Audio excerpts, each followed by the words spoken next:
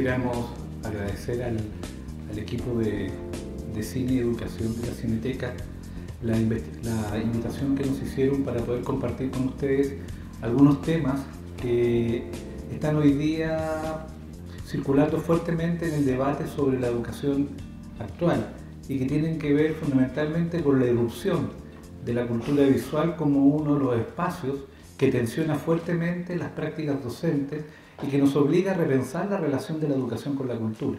En ese plano, lo que vamos a presentar el día de hoy es más bien un ejercicio que se orienta no tanto a proponer metodologías o determinado tipo de prácticas, sino más bien una reflexión más transversal sobre el papel, la incidencia, la relevancia que tiene la visualidad en el pensamiento contemporáneo y de qué manera la educación no puede soslayar justamente su presencia, porque es constitutivo de lo que podríamos llamar el discurso del tiempo actual. En ese sentido, la educación está demandada a replantear sus propios proyectos, no en función de someterse a la imagen, sino de proponerle justamente a la sociedad un modo de pensar la imagen que no es el modo que tienen las agencias publicitarias, que no es el modo que tienen los medios de comunicación o los intereses económicos. Tiene que ver fundamentalmente con el papel que la educación tiene en proponerle a la sociedad un modo de pensar las imágenes para que ésta pueda críticamente tomar decisiones sobre su propio presente. A continuación quiero dejar con ustedes a la profesora Viviana Espinosa, que presentará su trabajo Arte Contemporáneo en la Escuela, Ver es Pensar. Muy buenas tardes, les agradezco su presencia. Verlos acá nos motiva a seguir investigando y pensar en que la educación artística puede aportar mucho más en la educación de lo que está aportando hasta el momento. Y el cine, sobre todo, una fuerte herramienta, como lo vamos a ver hoy, para impulsar los pensamientos de nuestros jóvenes. La pregunta es, ¿qué significado tiene la imagen en la educación en artes visuales hoy? Bueno, el significado está a la vista. En nuestro cotidiano nos comunicamos, nos vemos influidos emocional y significativamente con las imágenes nos vemos influidos, ¿ya? Las imágenes publicitarias o los medios como los WhatsApp, los emoticones, son parte diaria de nuestra convivencia. Diariamente estamos recibiendo memes, nos estamos viendo interconectados en grupos, ¿no es cierto? Y recibimos acciones, estamos sometidos a acciones en las que no nos damos cuenta que estamos sintetizando a cada momento información en las imágenes que recibimos. Esto nos va dando nos conecta y nos facilita de manera instantánea, ¿ya? Nuestros mismos alumnos a diario nos muestran que tenemos que ir sometiéndonos a cambios por las evoluciones que ellos han tenido. En un instante fotografían la pizarra y obtienen la materia y la envían en un instante directo a otro se traslada la información de los mentes, ¿no es cierto? Bueno, esto tiene que ver con lo que se ha investigado, que se ha llamado pensamiento digital. Nuestro concepto en la escuela es de un pensamiento lineal. Y se ha descubierto hoy en día que el cerebro es capaz de pensar tal cual como la computación. Simultáneamente tenemos pantallas abiertas y estamos consultando informaciones en distintos momentos, ¿no es cierto?, fragmentados. Esa forma fragmentada de pensar y estar estableciendo informaciones y mirando las imágenes se le ha llamado pensamiento digital, que no tiene que ver con que una persona sea inteligente, ¿ya?, sino que una persona sea capaz de establecer relaciones en un mundo que se está demandando ser cambiante y responder velozmente a los cambios, ¿no es cierto? Por ello la relevancia que tiene también. La investigadora que asevera esto, que nuestro pensamiento hoy en día se ha vuelto relacional, afirma en la siguiente cita: la naturaleza de la creatividad se concentra en las posibilidades estructurales definidas, en tanto que las reglas generativas, consideradas como descripciones abstractas. Los mecanismos de la creatividad, por su parte, se concentran en las posibilidades inherentes a las reglas generativas consideradas como procesos computacionales. Traducido esto al chileno, quiere decir que cada vez que vemos imágenes estamos conceptualizando de ellas, ¿cierto? Estamos conceptualizando ideas fuerzas, conceptos, algo estamos viendo en ellas que nos provocan cosas. Eso lo vamos estableciendo relaciones con nuestro pensamiento interno, que también tendría relación con lo que habla el comunicador visual Bo Bergström, ¿ya? Él es sueco, que habla que los pensamientos se ven influidos por las imágenes. Bueno, aquí está el pensamiento relacional. Nosotros funcionamos desde imágenes internas, que es todo lo que traemos internamente. Hay registros de memoria de nuestros patrimonios, de nuestras memorias familiares, de nuestras memorias sonoras, de nuestras memorias de olor, de tacto. Esto lo plantea el autor Payasma, que es arquitecto, y habla de que también vamos construyendo culturalmente estereotipos de poder, de religión, ¿no es cierto? Todos estos son conceptos que vamos estableciendo interiormente, que se relacionan con nuestra corporalidad. Estos conceptos también, que conforman este cuerpo de conocimientos que vamos sosteniendo, se complementan con lo que construimos en la escuela. Eso serían las imágenes internas, las que llevamos con nuestra corporalidad consciente, las que interactúan con las imágenes exteriores que nosotros vamos asimilando, conectando con las que tenemos. Esas imágenes externas, que estarían en la lectura de la cultura, de nuestro entorno, nosotros vamos leyendo nuestro entorno y vamos viendo de manera abierta y crítica, comparando con lo que nosotros tenemos como conceptos internos, ¿ya? Lo que les dije recién. Entonces vamos comparando y lo que hace nuestro pensamiento es establecer relaciones.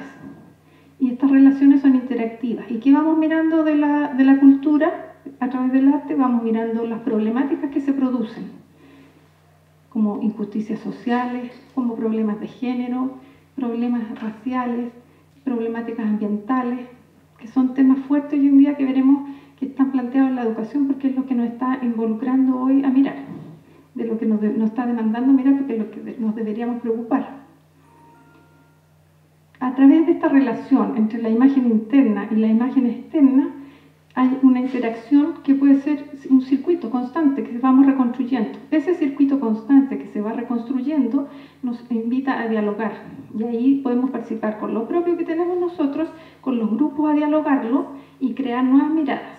Por eso se habla en el arte de la creación de nuevas miradas o reconceptualizar. Al yo poner lo que tengo interno y dialogarlo con otro, estoy reconstruyendo.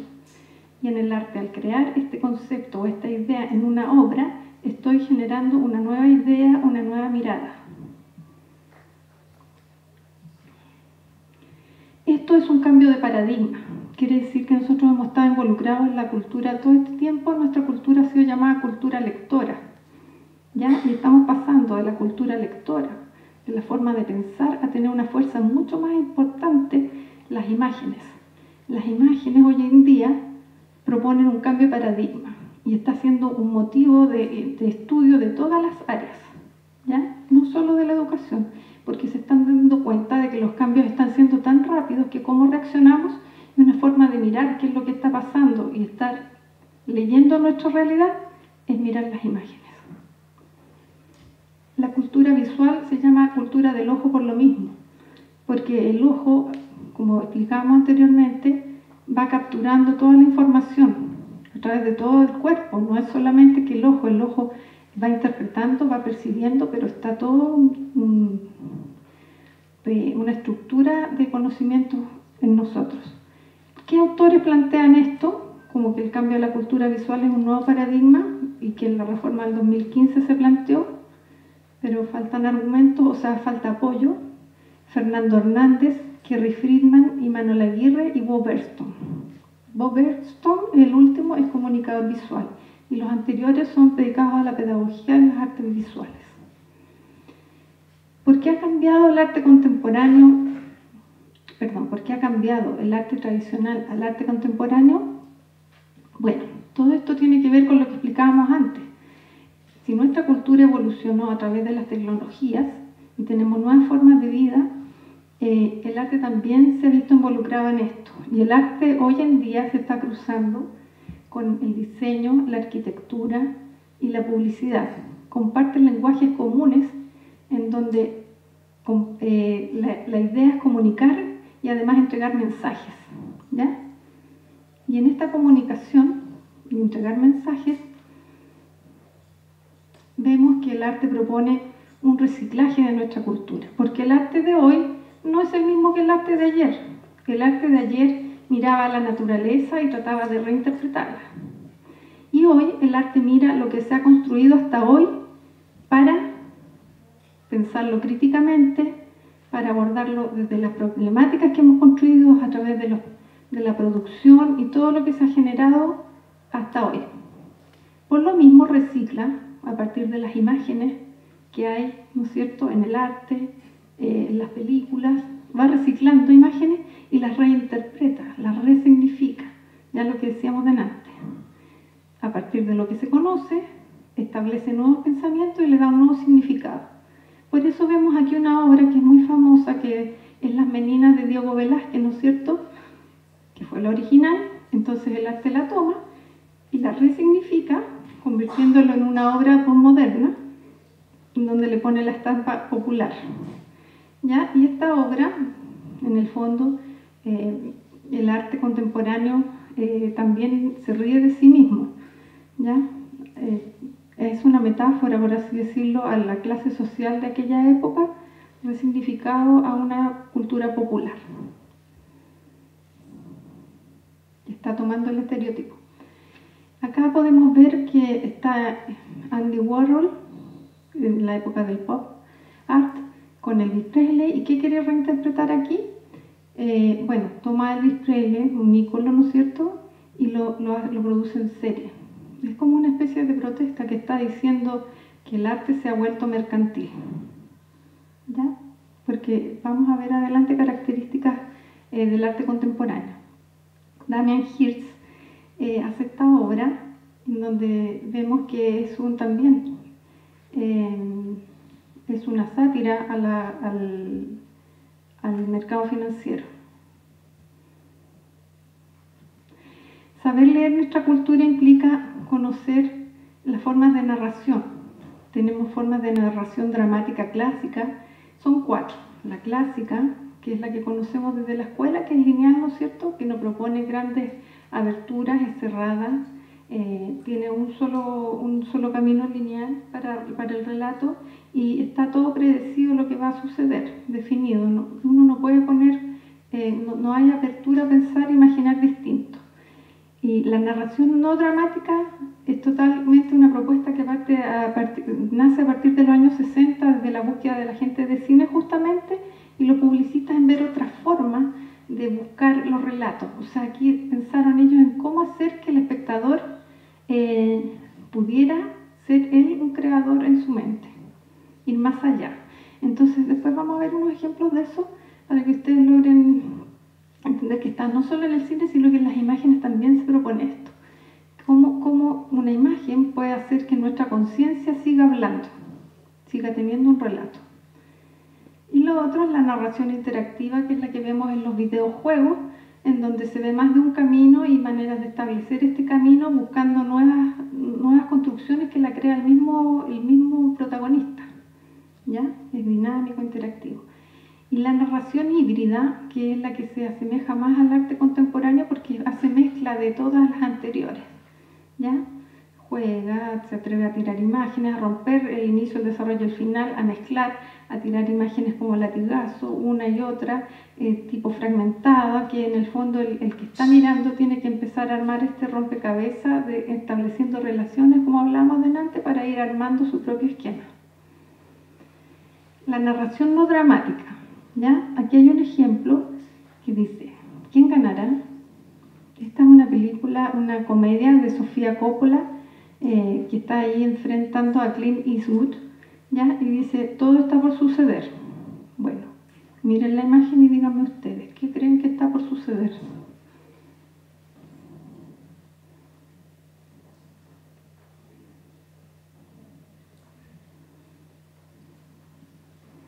Bueno, esta es una comedia en que se odiaban a muerte.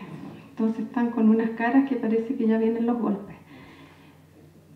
Esta otra imagen es una imagen más artística, publicitaria, que lo que se puede destacar aquí, que le llaman, faltó una C ahí, técnica en viaje. Le llaman porque, si se fijan, observen, está la niña como congelada, ¿ya? Esto se usa mucho también en la no narrativa, poner imágenes como que están congeladas, casi un tal maniquí, ¿cómo se llama? El maniquí challenge. congelada la imagen, pero tiene que proponer un concepto. Entonces, si miran esta imagen, parece que se hubiera congelado el tiempo, que no hay viento, que no hay brisa, que no hay nada, y todo lo que puede hablar sutilmente en mucha suavidad. Y hace pensar y entender que ese chal que tiene ella puesto es muy suave. Hay una atmósfera de suavidad creada, como que se congeló el tiempo y todo es suavidad. Y eso está pensado para que sea así. Y el público se maravilla con ese chal tan suave.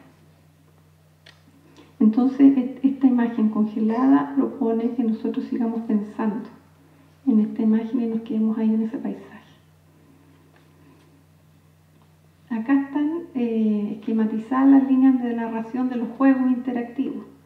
¿Ya? La primera narración interactiva aparece con los juegos en los años 60 con el videojuego del Spacewar. ¿Ya? Y para los expertos, bueno, vemos la lineal, la primera, la forma de árbol, en que igual que nosotros cuando vamos entrando al computador, entramos a una etapa que nos abre a otra y así se va abriendo como en ramas, esa es la del árbol. Y la otra es la que permite, como estos juegos que uno va avanzando libremente, puede ir construyendo la historia, que es la del rey. ¿Ya? Según los expertos, esta forma de narración que tienen los juegos podría ser la narración ícono del siglo XXI. Y ellos dicen que artistas osados nomás podrían sacarle mucho partido porque tiene mucho potencial. Cuando hablamos de los componentes de la narración pensamos en qué nivel de acción y qué sucede y cómo sucede. Que esto me imagino que ustedes que son expertos ya en el cine o están relacionados mucho con el cine, ven lo que el público ve, ¿no es cierto? ¿Qué es lo que ve el público? Los detalles, el pelo, el reloj, ¿no es cierto? Todos los detalles, cómo el público lo ve, si lo ve en primer plano, plano medio, qué oye el público, ¿no es cierto? Los detalles de sonido, si hay diálogo, que van incorporándose a estos complementos. Es como establecer detalles de las acciones y de lo que sucederá de una manera muy detallada que queda todo especificado para que se vea lo que uno quiere que se vea. Incluso en el sonido de esta imagen, al revisar, dice que suena el tic-tac del reloj de fondo. Bob Bergstrom propone que hay ciertas manipulaciones o direcciones que se le dan a las imágenes para que nosotros leamos y sintamos emocionalmente lo que ellos quieren comunicar. ¿Ya? Atención y emoción. ¿Cómo hacemos que nos atiendan? ¿Cómo hacemos que se motive, ¿cómo se llama? Poner emotiva a la gente, ¿no es cierto? Causar emoción en la gente. Ellos lo saben perfectamente, los publicistas. ¿Ya? Y Abraham Maslow es uno de los autores que ellos consultan porque está la pirámide de las necesidades básicas en las que ellos se mueven. Y plantean que para hacer un cuadro narrativo que fuera interesante tendrían que estar los tres elementos de este triángulo. Tendría que haber un perseguidor, un rescatador y una víctima, ¿ya? Para establecer una narrativa interesante. Acá tenemos la película San Andreas, que acá fue llamada Terremoto. ¿Ya? ¿Cuál sería la víctima, el rescatador y el perseguidor? Bueno, el perseguidor sería el terremoto, la víctima, la niña que está por morir, ¿no es cierto? Kate. Y el rescatador serían sus padres en este momento de tensión, cuando ella, sobre todo el que está a punto de morir, que es el momento más fuerte, el clímax de la película. Hay otro tipo de imágenes que nos van narrando también, en donde también se da este triángulo. Ya vemos acá, este es un afiche del tinnitus, esta enfermedad del oído, ¿no es cierto? Sería el joven la víctima, el tinnitus sería el perseguidor y la salvación sería la institución médica que propone este afiche. ¿Ya? ¿Qué pretenden con estas fotografías? Llamar nuestra atención para comunicarnos el mensaje. Acá esta imagen es impactante. ¿Ya? Se usa mucho como recurso impactar con cosas fuertes, dolorosas. y los niños y las cosas terribles llaman mucho la atención. Aquí la víctima sería el niño por la causa de las drogas, sería el motivo del perseguidor, y la salvación seríamos nosotros como sociedad que podríamos salvarlo, ¿ya? Este es otro, un afiche que hay un avión ahí que es una línea aérea. También nos propone un mal tiempo, un clima que se nos viene encima, frontal, terrible, ¿ya? Del que vamos a ser salvados por esta línea aérea que aparece como mágica y en esa luz, ¿ya? Acá tenemos las noticias. Las noticias crean un interés dramático, ¿ya? Y percibimos mucho más de lo que la imagen está diciendo. Si miran esta imagen van a ver que está el niño ahí, es una imagen muy triste, y podemos deducir mucho más de lo que estamos viendo. Podemos empezar a pensar en conceptos de muerte, de abandono, de sufrimiento, de mucho más de lo que la misma imagen es capaz de comunicarnos con la sola imagen. La sangre y los desnudos son efectivos, pero son despreciables, dice el autor, porque siempre a nosotros nos van a causar mucho interés, mucho impacto. Las imágenes desenfocadas y el movimiento son también una especie de captura de la atención. Cuando ponemos una imagen desenfocada y luego cambiamos, crea atención. Cuando tenemos un sector bullicioso, un caos, bulla, un desorden y ponemos un cambio o un silencio, también logramos atención. Hay metáforas también en las imágenes que sirven para recalcar las ideas. También la usan muchos artistas y en las películas de cinearte, o también las podemos ver en muchos tipos de... tiene muchas utilizaciones. Pero esto quiere indicar dolor. Muchos artistas lo usan, por ejemplo, pisadas, costuradas, quiere decir que hubo dolor. Acá esto es de las mujeres que fueron, ¿cómo se llama cuando son? Le seccionan las partes. Mutiladas, de las mujeres mutiladas, y bueno, y refuerza más la imagen con estas costuras, ¿ya? Es un concepto reforzado con la imagen. Y esta de los dientes también, ¿no es cierto? Refuerza lo malo que es el cigarrillo con esta imagen que hace ver una dentadura más terrible. Cambiar el contexto es otro recurso, ¿ya? Cuando yo cambio de contexto un objeto, estoy provocando una pregunta, estoy descolocando a la persona, estoy diciendo qué hace ahí eso. Bueno, y esto se atrevió a hacerlo y resignificar el objeto. El primer artista que lo hizo, Marcel Duchamp, que es como un ícono de esto, porque puso el urinario en una galería, ¿ya? Y resignifica el objeto porque lo convierte en obra, ¿ya? En 1916. Y así se establece una nueva forma de arte. Acá tenemos otra foto que cumple el mismo objetivo, que toma un ciervo y lo pone en un estacionamiento, cambiándolo totalmente de su lugar. Y entonces uno empieza a tener un contraste, empieza a preguntarse, ¿pero qué hace ese ciervo ahí? Esa es la idea, que nosotros nos preguntemos. Ellos saben que nosotros nos vamos a preguntar, ¿ya? Con estos trucos, por así decirlo, o estas maneras que ellos entienden que nosotros vamos a estarnos preguntando, está claro, lo que ellos quieren está predecido, no es casual. Otro recurso muy empleado en el arte contemporáneo, en el diseño y en la publicidad, también en el cine, es cambiar el significado de los símbolos cuando intervenimos un símbolo, por ejemplo, como un símbolo patrio.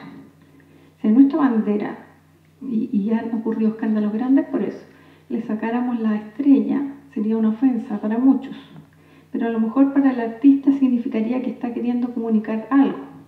Está diciendo que hay una ausencia, algo está queriendo decir con eso. Bueno, hubo un autor que es el que está aquí, que se llama Arturo Dubos. Él hizo esta obra de huesos y la presentó en la Biblioteca Nacional, en el Museo de Bellas Artes. y se generó un escándalo muy grande. En ese tiempo no estábamos todavía abiertos para poder ver que un artista expresara una idea a partir de un símbolo patrio, pero que para el artista no es el símbolo patrio, sino que es resignificar el objeto tomándolo y queriendo comunicar algo. Esta bandera está hecha con fémures y por lo tanto quería representar con 75 fémures humanos el tiempo de la dictadura y de los torturados, ¿ya?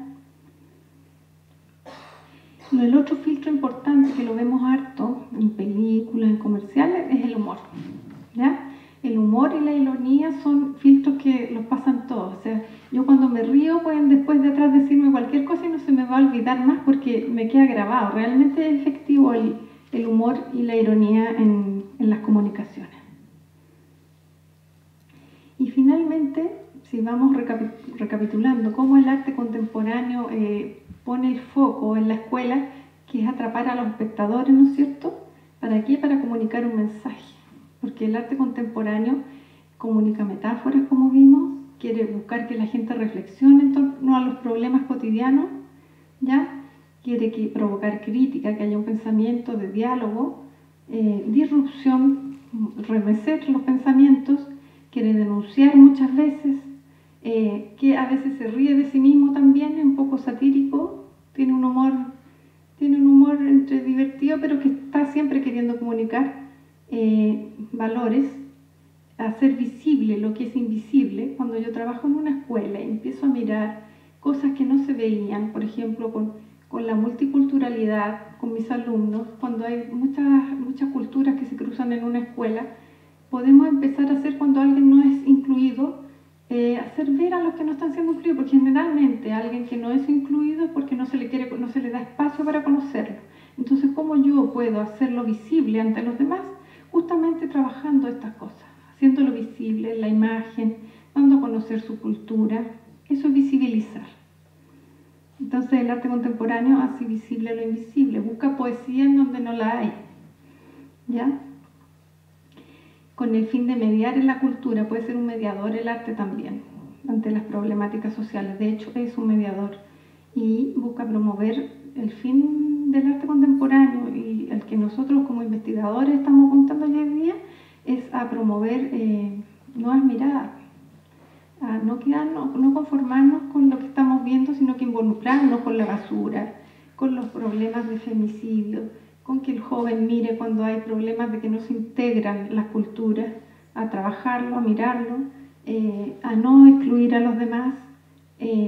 Cuando han habido noticias de que, por ejemplo, homicidios de homosexuales, a ver esa realidad, a conversarla, a dialogarla, a tener más aceptación.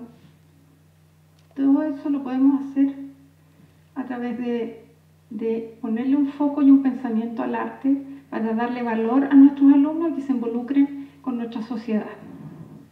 Y les quiero dar las gracias porque me da mucha alegría ver que hay gente que todavía cree, o sea, que tiene ganas de enfocarse en el arte, porque el arte pensar en el arte nos hace crecer como personas, y es lo que tenemos que hacer hoy día. Enfocarnos para sacar adelante nuestra cultura, nuestra sociedad. Muchas gracias.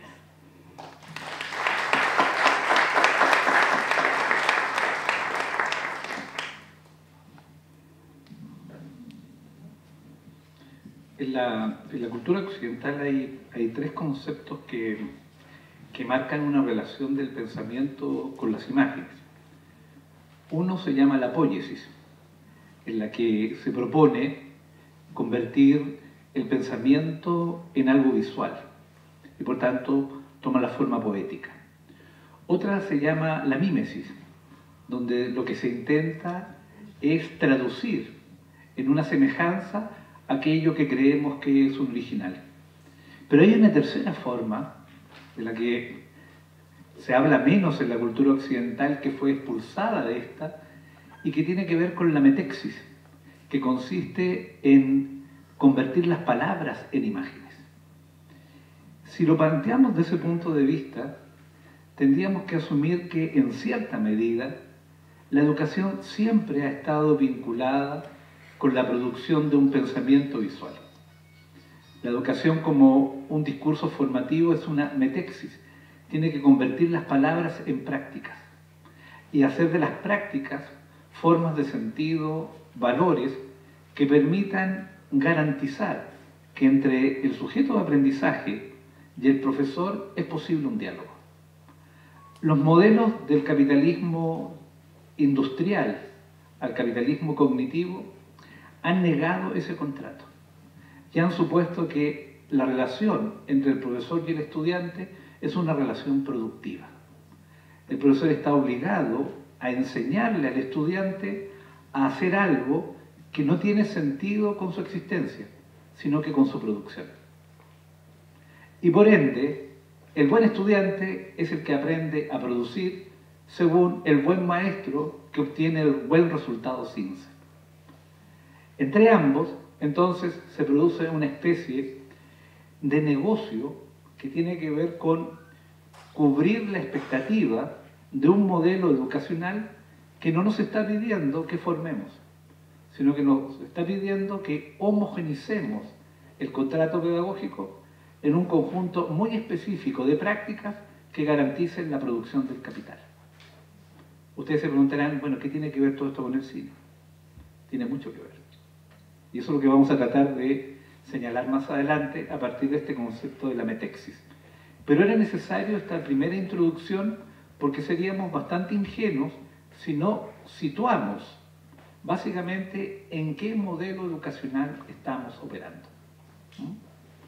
Porque si asumimos que estamos hablando de una educación universal, genérica, donde todos los problemas nos constituyen del mismo modo y todas las metodologías nos sirven, estaríamos cometiendo no solamente un error táctico, sino que estaríamos sencillamente desoyendo la relación que tenemos con nuestro propio espacio de trabajo. Entonces, una de las cuestiones fundamentales que está en juego hoy día no es la pregunta acerca de cuál es la dimensión pedagógica de las imágenes y cuál podría ser el valor del cine desde el punto de vista de su capacidad de generar formación o saber. La pregunta es, ¿cuál es el saber que la educación tiene sobre el cine? ¿Qué es lo que realmente sabemos sobre el cine más allá de la idea de adquirir un cierto lenguaje cinematográfico? Y después de adquirido, ¿para qué nos sirve ese lenguaje cinematográfico? ¿Queda reducido a un taller de cine? ¿Cuál es la proyección que le podemos dar a aquel proceso por el cual, siguiendo en este caso al teórico alemán Kluge, Alexander Kluge, en su famoso libro de los 120 relatos sobre el cine es la patria de lo real. Lo real no es algo que ha ocurrido todavía, es algo que estamos construyendo a partir del conocimiento que intercambiamos. Por eso la diferencia con la realidad. La realidad es lo ya dado, lo ya definido, lo ya significado, lo ya normado. La escuela habitualmente trabaja con la realidad, no con lo real. Por tanto, un primer desafío fundamental sería, ¿podemos trabajar con lo real, con lo que no está definido, con lo que no está todavía ocurriendo, con lo que está en proceso, con aquello que nos interroga, con aquello que nos cuestiona, como el planteamiento que hacía la profesora Espinosa respecto a los distintos códigos visuales y las estrategias que estos utilizan para interpelar nuestra emoción y nuestro pensamiento? Esa pregunta acerca de cuál es la relación que tiene hoy día la escuela con las imágenes no es solamente una pregunta de carácter estrictamente metodológico, es una pregunta política. ¿Qué es lo que queremos enseñar a nuestros estudiantes creyendo que a través de las imágenes podemos encontrar formas de trabajo educativo que parecen mejores y superiores al modelo lineal, al modelo transmisivo, al modelo repetitivo que todo el mundo hoy día critica? Porque en el centro de todo esto está la discusión que ustedes muy bien conocen porque son directamente refractarios de ella, de que la escuela no está respondiendo a las realidades del presente, que la escuela está desoyendo su sociedad, que la escuela no está actualizada, que la escuela sencillamente dogmatiza, que la escuela impone un currículum, que la escuela sencillamente disciplina, que la escuela lo que pretende básicamente es construir un sujeto obediente y silencioso. Y por tanto se nos dice, bueno, tenemos que ensayar nuevos lenguajes, tenemos que inventar nuevas metodologías, tenemos que replantearnos el objetivo educacional, tenemos que discutir qué es la enseñanza, tenemos que actualizar a los profesores, tenemos que capacitarlos, tenemos que mejorar su eficiencia, tenemos que optimizar los resultados, tenemos que enseñarles a planificar mejor, porque en todo ese detalle técnico solucionarán los problemas de una escuela que ya no responde a la realidad. Pero curiosamente, la escuela es la realidad. Es decir, es ese conjunto de saberes que ya sabemos que está preestablecido por el currículum. La escuela no habla de lo real. Cuando entonces se pregunta a uno por cuál podría ser la importancia del cine en el mundo escolar, una de las respuestas posibles sería porque el mundo escolar permite relacionar a la educación con lo real. El mundo visual, el cine, nos permite pensar ese presente que falta en el discurso pedagógico. ¿Y cuál es el presente que falta? No un presente exterior o distinto al de la educación, sino a aquel discurso educativo que sencillamente ha sido excluido de la práctica docente porque hoy día al profesor también se le pide que cumpla con ciertos estándares. Y como su trabajo está, en la mayor parte del caso, más dedicado a llenar informes, más dedicado a garantizar el procedimiento, el tiempo que le queda para el diálogo pedagógico es cada vez menor. Y por ende, estamos sufriendo de una cultura productiva escolar que en vez de incrementar la capacidad de aprendizaje de los profesores, en vez de generarles autonomía para poder ensayar y experimentar en el plano del aula, el aula misma se ha vuelto una especie de prisión compartida con el estudiante en términos de formatear el conocimiento de tal manera que sea rápido, licuoso y asimilable, y que se traduzca esencialmente en una calificación. La pregunta que uno se hace es la permanente. ¿Y cuál es la relación entre el aprendizaje y la calificación? Al final del proceso, ¿aprende más el estudiante? ¿Cumplimos con nuestra tarea docente? ¿Logramos efectivamente transformarlo en ese famoso y tan esloganizado sujeto crítico del que todo el mundo habla? Porque hoy todo el mundo nos promete que cuando coloquemos a nuestro hijo en la institución educativa, lo primero que le vamos a ofrecer es que sea un sujeto crítico. Pero ¿cómo se construye un sujeto crítico? ¿Cómo se define la relación que éste va a tener con su entorno? ¿Cómo podría el profesor promover esa criticidad si él mismo está ausente de ella y muchas veces conflictuado con su aplicación porque en la UTP ya le dijeron que no debe hacer determinadas cosas? Porque el currículum no lo permite y finalmente porque las condiciones del propio establecimiento tampoco lo autorizan. Entonces, de pronto, y en esto quiero ser bastante crítico, de pronto empezamos a buscar salidas que creemos que pueden generar condiciones exitosas de un cambio. Y una de esas salidas ha estado vinculada con las imágenes. Pero eso implica volver a pensar si efectivamente las imágenes pueden ayudarnos a educar. Es una pregunta medular. ¿Pueden las imágenes ayudarnos a educar? Y si pueden, si la respuesta fuera positiva, ¿qué es lo que nos ayudan a educar? ¿Qué es lo que finalmente podríamos hacer con ellas? Algunos las usan como herramientas y usan al cine, por ejemplo, como ilustración para poder de alguna manera discutir y representar acontecimientos históricos, psicológicos, sociales, culturales, políticos. Otros creen que esa mirada es muy reduccionista, que debería básicamente la escuela enseñar el lenguaje cinematográfico y por tanto que se aprendan planos, que se aprendan procesos de montaje, que se aprenda postproducción, que se aprenda toda la línea técnica que permite acceder a los principios elementales del lenguaje cinematográfico. Otros creen que lo más importante es reflexionar, es decir, interpretar los contenidos formativos y orientar esos contenidos hacia determinados ejemplos en el mundo de lo que podríamos llamar algo así como una lectura del cine. Otros además piensan que lo fundamental del cine es que debe ser definido como un espacio de valores. Algunos aún más creen que lo fundamental del cine en la escuela es que pueda establecer la diferencia entre realidad y ficción, que nunca el estudiante crea que lo que está viendo en la pantalla es real y que diferencie justamente entre la experiencia del consumo visual de lo que le ocurre en su entorno. Por lo tanto, si pudiéramos hacer un resumen muy rápido de esto, podríamos decir que la relación que el cine tiene con la escuela puede ser configurada por lo menos en 5 tiempos.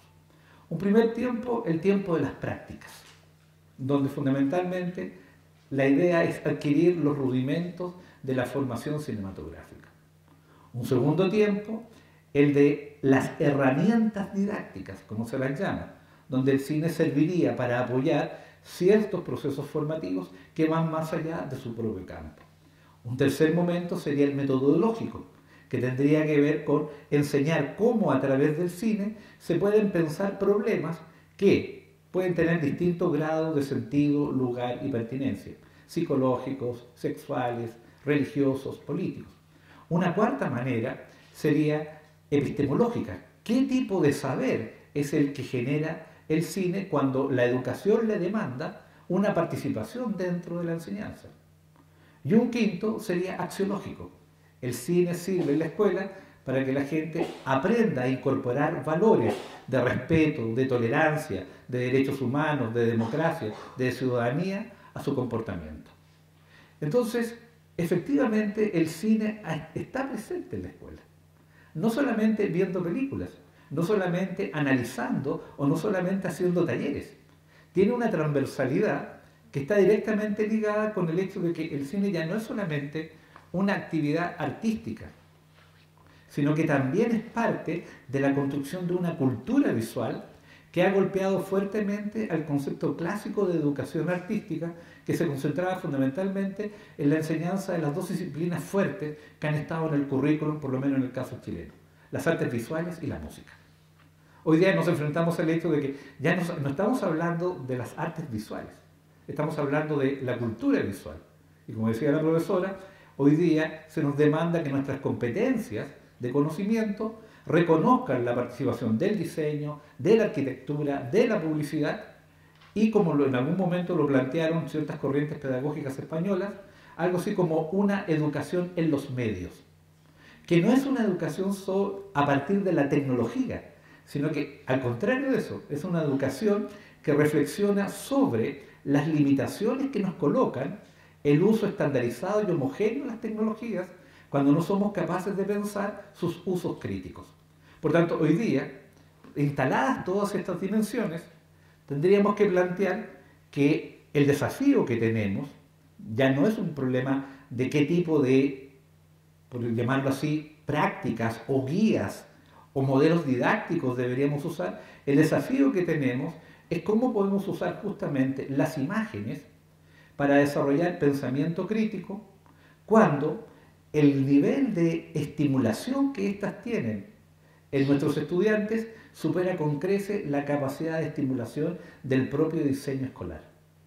Si ustedes lo piensan bien, hoy la escuela es pobre en estímulos sensoriales, en estímulos cognitivos, en estímulos psicológicos, comparado con los tablets, los videojuegos y todo un conjunto de procesos que tiene a la mente tan interactiva y despierta que nuestra respuesta genial, maravillosa, ha sido el Ritalin. Esa es nuestra respuesta justamente a un cambio de volumen en el consumo del espacio-tiempo. Porque de eso se trata. En el fondo, lo que la cultura visual ha generado es un cambio de volumen en el consumo del espacio y del tiempo. No es más información, es nuestra manera de percibir cómo transcurren las cosas, aceleradas, fragmentadas, múltiples, simultáneas. Ya no hay un lenguaje que pueda unirlas en un texto madre, ya no hay una sola disciplina que pueda decirlas en una única verdad. La cultura visual lo que ha hecho es cuestionar las verdades educativas lineales. Ha cuestionado la idea de que hay una verdad normativa que solamente produce el profesor y la institución escolar. Ahora estamos más bien en un tiempo donde las verdades se cruzan y se entrecruzan.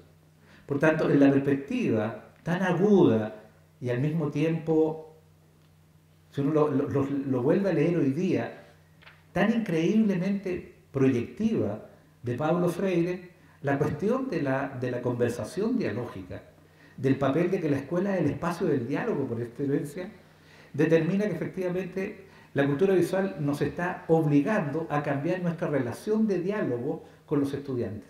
Porque, como decía la profesora, insisto también en su presentación, los estudiantes traen todo tipo de memorias, de patrimonios y de lenguajes que, aunque no están formalizados, que no obedecen a alguna de las ramas de su escolarización, intervienen directamente en su conocimiento y de alguna manera definen la forma en cómo se relacionan con ese conocimiento. A diferencia de la escuela diseñada por la revolución industrial, que quería generar gente inteligente para separarla de la no inteligente, hoy día tenemos todo tipo de inteligencias porque estamos enfrentados a un tipo de relación con el tiempo y el espacio que ya no es hegemónico de ningún campo del saber. Pero el único que ha advertido ese problema es justamente el cine, porque el cine modificó fundamentalmente la estructura mental de la percepción de las imágenes al sacarlas del tiempo fijo y colocarlas en el movimiento. Entonces, hoy día el cine sirve mucho a este pensamiento relacional, a este pensamiento digital del que se hablaba, porque es justamente un pensamiento de lo múltiple. La pregunta es, ¿estamos capacitados como docentes para poder construir un texto múltiple ahí donde nuestros planes de estudio, los libros Santillana que se nos obliga a aplicar, son extremadamente lineales, son extremadamente verticales y están fundados en una concepción ideológica donde el tiempo y el espacio sigue siendo conservador y construido desde la versión de los vencedores? Y en donde, en muchos aspectos, cuestiones que tienen que ver directamente con las realidades contingentes de los estudiantes jamás aparecen. Nuestros textos de educación artística siguen privilegiando el arte eurocéntrico. Y seguimos enseñando desde la Mona Lisa a la Guernica. Y sin duda, nuestros estudiantes las reconocen. Si somos inquisitivos y tratamos de colocar imagen del arte contemporáneo latinoamericano, es probable que muy pocos estudiantes, o la mayoría, ni siquiera las identifiquen. Es decir, nosotros mismos estamos desalfabetizando visualmente a nuestras comunidades escolares. Nosotros mismos les estamos negando la posibilidad de que miren otras cosas. Porque no es solamente el problema del estudiante el que hay que guiar críticamente para que aprenda a leer imágenes. Es también, ¿saben los profesores leer críticamente las imágenes? Y cuando lo hacen, ¿cómo lo hacen? ¿Construyen espacios de trabajo común para hacerlo? Cuando en muchas partes la imagen solamente se entiende como ilustración, como juego, como herramienta. Cuando en muchas partes todavía la educación artística se cree que es hacer pesebres o tarjetas para el Día de la Madre. Es decir, la educación artística se ha convertido en el tercer espacio de producción de conocimiento significativo. La Reforma no la considera a pesar de su discurso sobre la calidad. El discurso pedagógico no la considera porque todavía hay una especie de subalternización de los profesores de arte, que se creen que son los que tienen la tarea del recreo, de entretener a los niños mientras pasan a la otra disciplina. Y el modelo educacional no cree en ella porque sencillamente genera efectivamente pensamiento crítico. Y un estudiante y un profesor críticos no son obedientes, no cumplen el currículum y descubren que es más importante el tiempo en el aula que el tiempo en la UTP o el tiempo llenando formularios.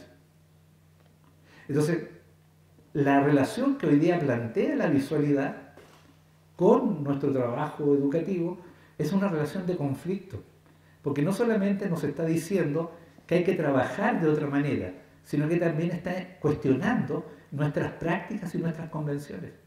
Está poniendo en duda nuestra legitimidad docente. Y en ese sentido, cada vez que sentimos ciertos fracasos en nuestro ejercicio de aprendizaje, porque vemos que nuestros modelos establecidos, nuestra formación universitaria, tan indolente y tan indiferente a estos cambios que nunca los recoge, porque nos sigue enseñando el modelo curricular de hace más de 20 años atrás. Sencillamente no nos permite a nosotros, los profesores, no a los estudiantes, construirnos como capaces de pensar lo real. Los estudiantes hoy día nos aventajan porque efectivamente ellos están más cerca de construir lo real que nosotros.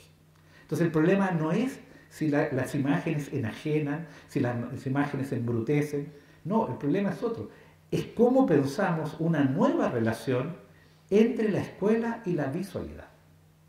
Y en ese sentido, el cine, sin duda, a lo largo de casi sus 120 años, nos ha planteado 4 problemas fundamentales para la educación. Primer problema que nos ha planteado el cine con respecto a la educación: el cuestionamiento a los modelos institucionales formativos, que uno los puede ver, y si ustedes lo quieren reconocer, en películas emblemáticas como Celo en Conducta, de Jean Vigo, o bien Fuerte Apache, de Beethoven, que lo que hacen es fundamentalmente revisar los antiguos orfanatos que hoy día reciben el eufemístico nombre de centros tutoriales.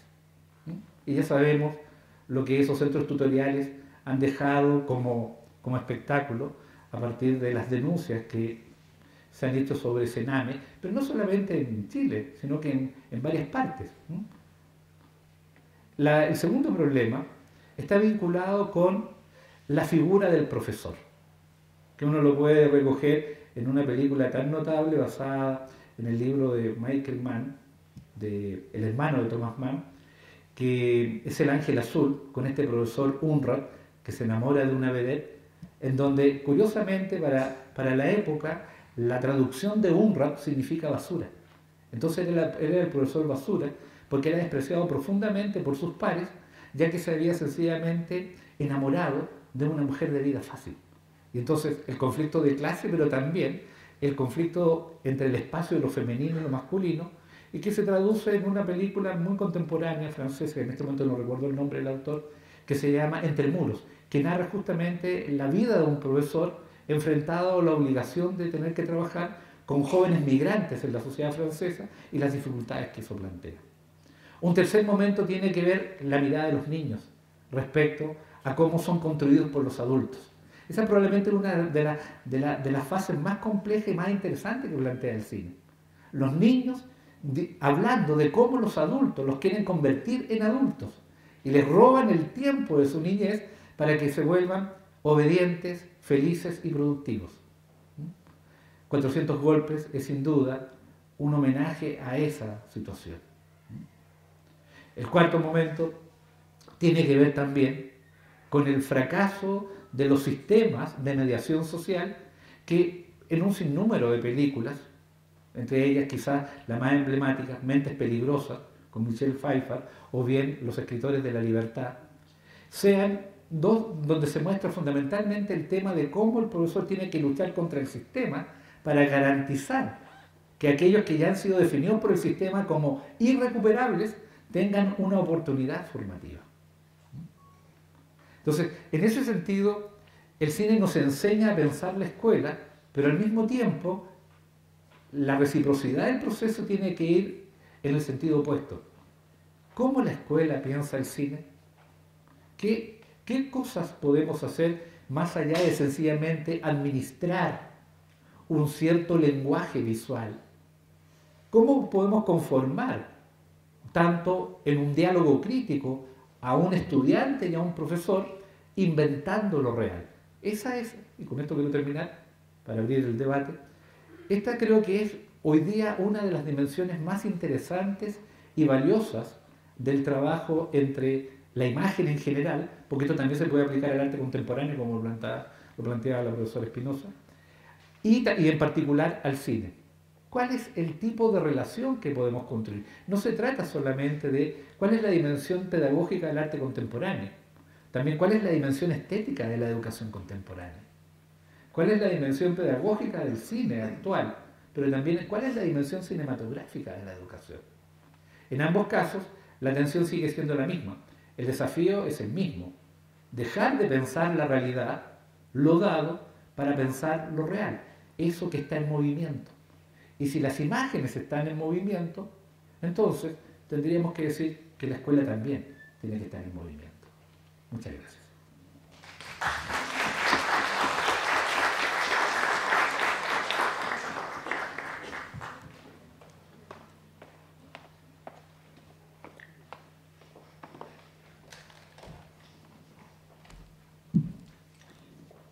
Gracias, Carlos. Ofrecemos el micrófono a quien se anime a preguntar, a comentar. Gaby, ¿tenés allá?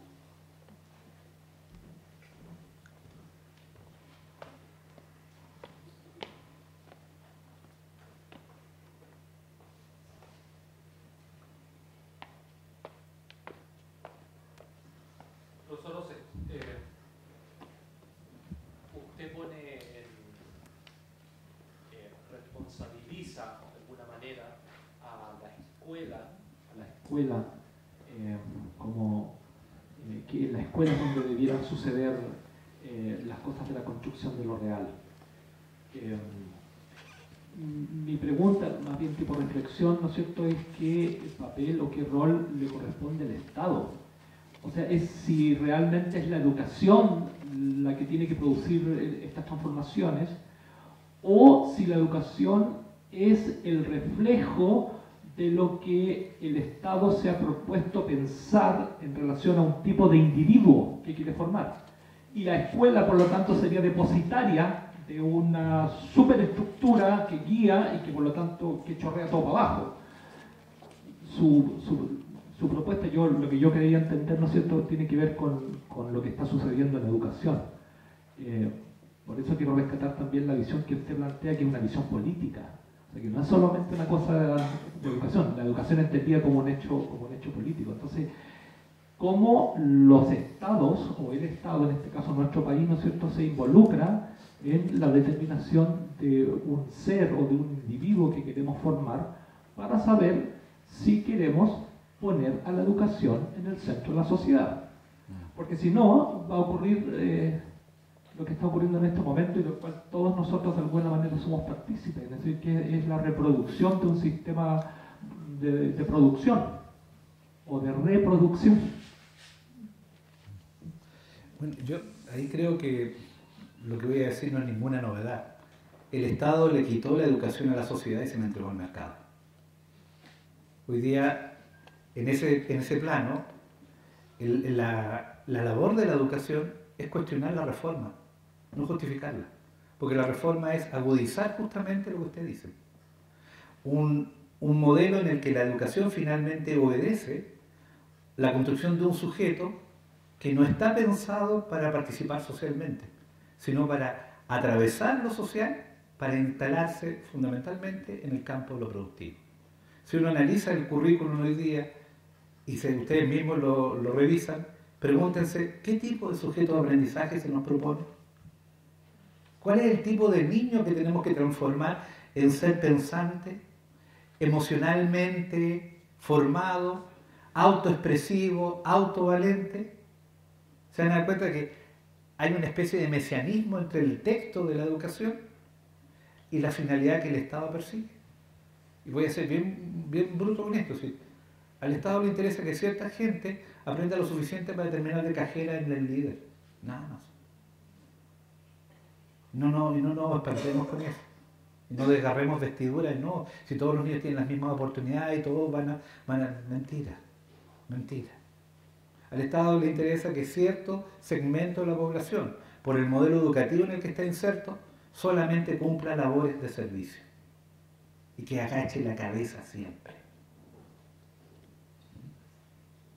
Y entonces ya no podemos vendar más la educación con la promesa de que está construyendo un sujeto íntegro, en un modelo altamente segregado, hiperclasista y con unas diferencias brutales en estrategias de aprendizaje y de acceso. Entonces le pregunto, ¿cuál es el sujeto que el Estado quiere y cuál es el sujeto que nosotros queremos? A lo mejor entonces, independiente de la dependencia estructural entre Estado y educación, a lo mejor hoy día es tiempo de que la educación esté en contra de este Estado, no en contra del Estado, en contra de este Estado. ¿Queremos educación pública? Entonces educación pública no son más computadores en los colegios. Educación pública no es subirle el sueldo a los profesores en la medida en que aceptan autoevaluarse. Educación pública no es sencillamente mejorar el currículum agregando contenido de las ciencias cognitivas o haciendo trabajo transversal o transdisciplinario. Una reforma es la transformación del lugar de la educación en la sociedad. La pregunta es, ¿qué lugar hoy día ocupa la educación en esta sociedad? ¿Y qué papel tenemos nosotros? O sea, ¿cuánto hacemos nosotros para que eso verdaderamente ocurra? Ahí yo podría decir una cosa porque estaba muy cerca de eso. Bueno, nuestro gremio es un gremio que se ha dedicado a defender salarios, no a luchar políticamente por otro proyecto histórico. Si esto es un problema de proyecto histórico, pero un gremio que se dedica fundamentalmente a hacer tareas de sindicato, no nos sirve.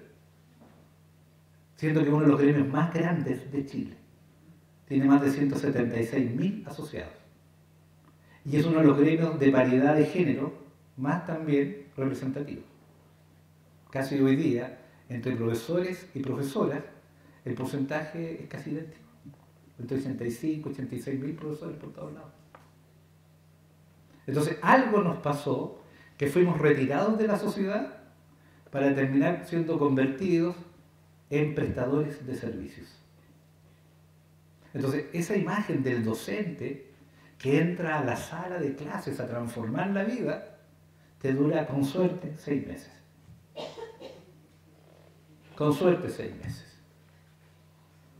Entonces, si no logramos contextualizar las condiciones de trabajo, todo nuestro discurso sobre la educación se vuelve tremendamente ingenuo. Por eso insisto que este es un problema hoy día político. Porque estamos siempre colocados en el centro del conflicto. Si los estudiantes fracasan, es que los profesores son malos. Si la educación sencillamente no cumple con sus objetivos productivos, es porque los profesores no quieren evaluarse. Entonces, siempre la culpa hoy día no es responsabilidad social, es básicamente responsabilidad individual. En un mundo donde lo que se nos exige es que formemos algo que Mark Pearson llamó el individualismo propietario, obviamente que el sujeto de aprendizaje en el que estamos pensando se fue de la sala de clase, está en otra parte. Entonces, este es un problema político hoy día y se va a agudizar porque si efectivamente se instalan los criterios de la reforma como agudización del modelo, sencillamente esto es lo que va a ocurrir en los próximos 20 años. Entonces, hoy día el problema es político. Es político, no tiene otra perspectiva. Y da igual si ustedes son de izquierda, de derecha o de centro, porque es un modelo que se le va a imponer al margen de su ideología. Es un modelo que estructura la lógica del funcionamiento de la educación. Y ustedes, es que yo creo, perdónenme, este es el currículum, este es el plan, este es el mandato. Usted lo puede hacer con contenido de acá, lo puede hacer con contenido de allá, lo puede hacer con ejemplos de acá. Pero usted me cumple, porque yo tengo que después entregar al ministerio los resultados. Y además tenemos tan neuritizados a nuestros niños, haciéndoles ensayos todas las semanas de pruebas CINCE, para poder de alguna manera también competir con los indicadores PISA y en algún instante demostrar que estamos a la altura de los chinos, que hemos convertido a la escuela básicamente en el escenario brutal de la competencia. Entonces, nuestros propios modelos de evaluación curricular son idénticos a los modelos de una empresa. Indicadores, resultados, competencias. Todo nuestro lenguaje es guerrero. Competir, confrontar, logística, planificación, desarrollo estratégico, intervención. Son todos criterios de guerra, de combate. Es decir, ni siquiera nos damos cuenta de nuestras palabras ya son orientadoras de la ideología en las que estamos inmersos. Ya no usamos otras palabras, no usamos las palabras de lo real, usamos las palabras de la realidad. Entonces, efectivamente, el estudiante de cuarto medio, cuando se saca el uniforme, dice, por fin salí de esta cárcel, que me tuvo 12 años poniéndome el uniforme, cruzando la mitad de Santiago, sentándome en un banco y haciéndome escuchar un monólogo hasta las 6 de la tarde. Porque eso es lo que piensa la mayor parte de nuestros estudiantes, que los tienen encarcelados. Entonces ellos son más conscientes de esta prisión invisible en la que se ha convertido la educación. Ahí donde todo nuestro discurso es que nuestro trabajo es para liberarlos justamente del prejuicio, del error, del engaño, de la mentira. Entonces, extraña situación, paradojal situación estamos viviendo. La educación se ha convertido justamente en lo opuesto a lo que predicamos. Aplasta al sujeto ahí donde promete que lo va a volver crítico. Entonces estamos reprimiendo con las armas de la libertad. Y no al revés. No estamos reprimiendo la libertad. Con la libertad estamos reprimiendo. Entonces, hoy día estamos en una situación de identidad política muy compleja. Y es una discusión que los profesores no hemos hecho respecto a nuestra finalidad. ¿Cuál es nuestro rol en la sociedad hoy día? ¿Cuál es nuestro rol? No lo voy a responder porque lo saben bien, educar. Ese es nuestro rol, no es nuestro rol. Ya no sabemos cuál es nuestro rol. Y entonces respondemos con educar. Pero educar no es un rol, es un trabajo. Entonces no confundamos el rol con el trabajo. Porque hoy día te dicen, cualquiera que tenga cierta metodología puede ser profesor. Entonces cualquiera puede trabajar de docente. Pero no cualquiera puede cumplir el rol de profesor. Entonces, sabemos cómo trabajar, pero ¿sabemos cuál es nuestro rol? ¿No habría que preguntárselo al Estado a lo mejor? Que nos devuelva nuestro rol, que nos quitó justamente por convertir a la educación en otro sistema más de incremento del capital, porque el modelo que se aplica a la educación es el mismo que se aplica a la ISAPRE, es el mismo que se aplica a la AFP y al retail. Es decir, hoy día somos un retail con 40 cabros chicos metidos dentro de una sala de clase. Suena feo, ¿eh? Qué terrible imaginarse que no somos más que la extensión de Falabella, Ripley o Almacenes París. Pero eso pasa cuando uno se pregunta por el rol político que tiene, asumiendo que todo el mundo te dice, no hay nada más importante en la vida que la educación. Y no vas a ser nadie en la vida si no te educas. O nos estamos volviendo locos, o nos hemos vuelto una cultura profundamente cínica.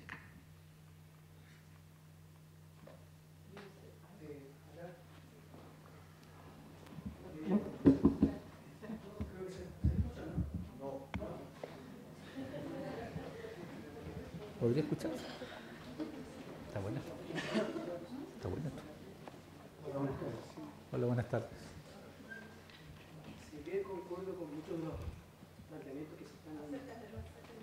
No digo que si bien concuerdo con muchos de los planteamientos que se están poniendo acá, voy a usar el mismo concepto que utilizaste tú, Carlos, el de lo real. Yo creo que hay movimiento en la realidad. Y esto lo digo porque yo hago clases también en pedagogía en artes visuales. Estoy formando a futuros pedagogos en artes visuales y claro, a lo mejor nosotros nos vamos a ver el producto de todo eso en este minuto, pero se está formando una conciencia crítica bien interesante que es bueno de alguna manera que también tenemos conciencia de ello. En ese sentido soy un poquito más optimista, digamos. Es cierto que hay un modelo sumamente represor en el mundo de la educación, pero yo creo que por lo mismo, ¿no es cierto? Se ha formado una dinámica al interior de muchas aulas donde se están formando los futuros profesores de artes visuales, que es una de las categorías, digamos, que de la enseñanza, y veo algo distinto yo. Entonces, desde ese punto de vista, quiero tener un poquito más de optimismo que este discurso que lo entiendo que es totalmente pesimista con lo que yo estoy escuchando.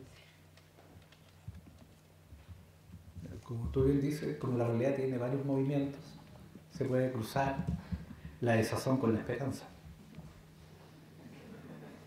Si me permite, yo también quería decir algo, que quizás no tiene mucho que ver con este último tema que se está hablando, sino que con el comienzo, cuando se hablaba de la imagen, de lo que una imagen puede hacer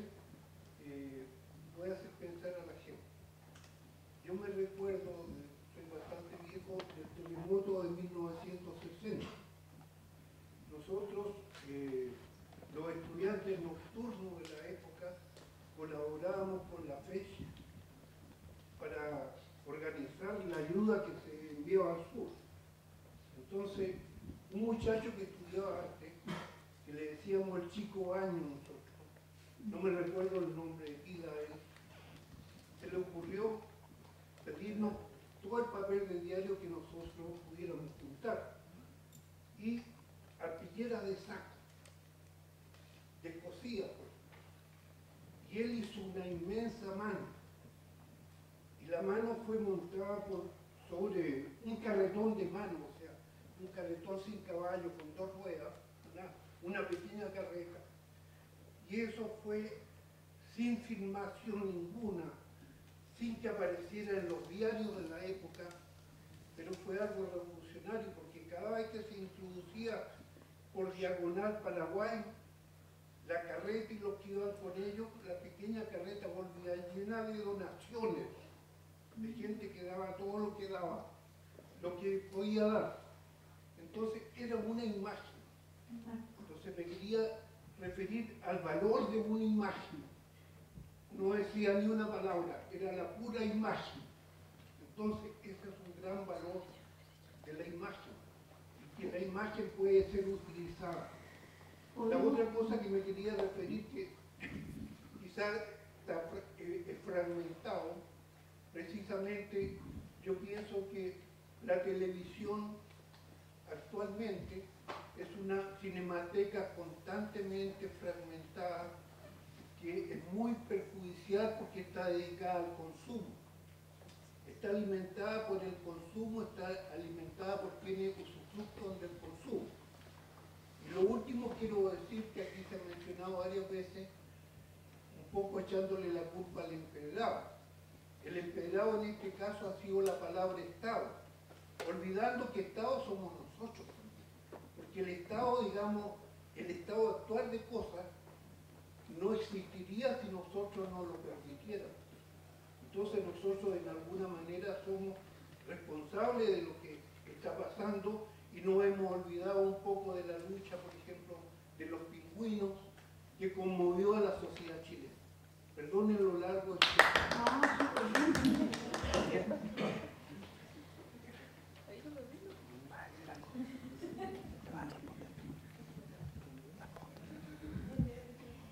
Acá, buenas tardes, colegas, buenas tardes. Yo quería también compartir un poco lo que he escuchado. ¿Se escucha bien? Bueno, un poco su experiencia, que es muy significativa porque realmente emociona las palabras que usted dijo, y lo que dijo el colega, que tenía un pensamiento más positivo con relación a lo que estaba ocurriendo. Bueno, yo personalmente creo, o me ha pasado en lo que ha sido mi vida profesional en general, que he tenido bastantes cambios, y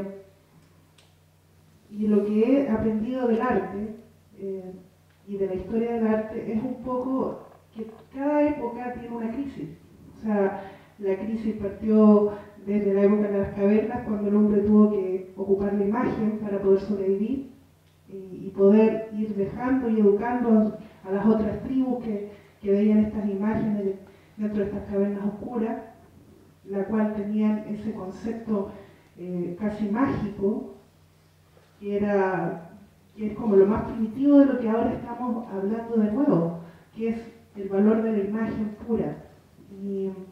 Y con relación a eso, escuchaba a Viviana cuando hablaba de los tipos de cómo generar el pensamiento, y quería preguntártelo a ti, porque en el fondo este pensamiento de relacionar todos estos elementos que nosotros tenemos,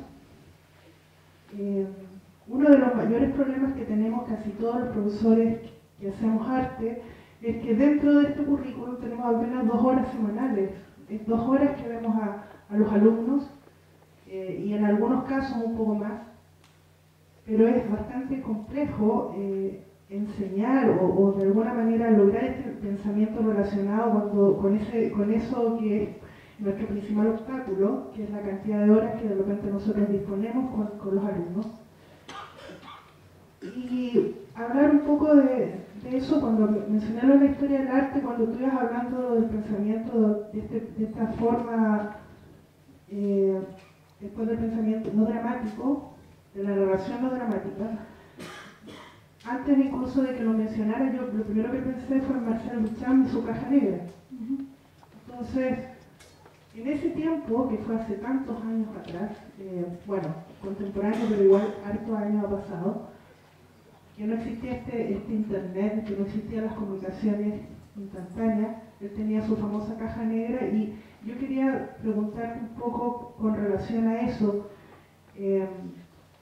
porque él planteó esta forma de pensamiento de alguna manera, o no él, pero creo que ese era su objetivo final, que nosotros generáramos nuestra propia interpretación.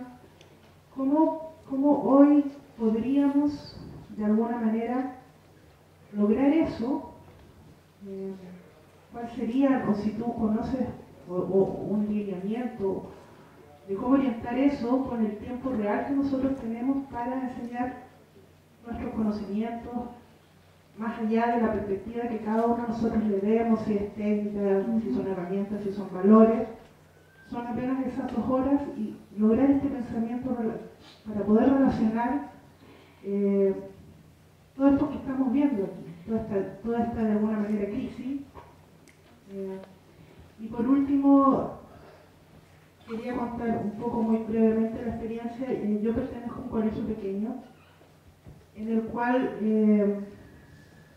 se me ha planteado, o también estoy enfrentando la misma crisis de lo que es el UTP con lo que yo realmente hago. En realidad casi la mayoría de los profesores de arte somos como los rebeldes al tema, porque no solo tenemos el problema del contenido tan estructurado, sino también tenemos el gran problema de evaluar a los alumnos.